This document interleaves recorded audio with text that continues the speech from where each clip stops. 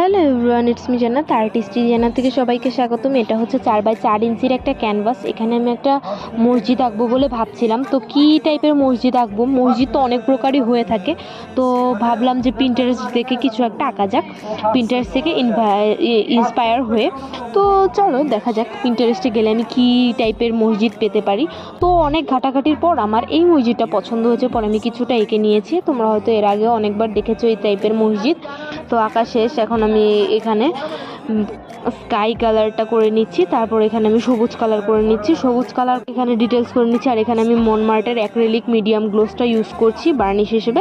তো বার্নিশ করে নেওয়ার পর জিনিসটা আরও বেশি চকচকে এবং সুন্দর দেখা যায়, তাই আমি বার্নিশ ইউজ করছি। আর অনেক দিন ইউজ করতে পারবা, কোনো সমস্যা হবে না।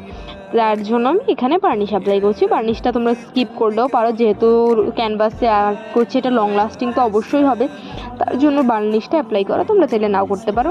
তবে এই মসজিদটা তোমাদের কাছে কেমন লাগছে তোমরা কিন্তু অবশ্যই কমেন্টে জানাবা। আমার কাছে কিন্তু মোটামুটি ভালোই লাগছিল। এই টাইপের পেন্টিং আমি প্রথমবারই করলাম, এই মসজিদটা আমি প্রথমবার আসছি। তাছাড়া আমি সববারই এটা কিন্তু প্রথম আসছি, একদম কেমন জানি একটা হয়েছে লাগতেছিল নিচের সাইডটা। তাছাড়া ওভারঅল ভালোই লাগছিল।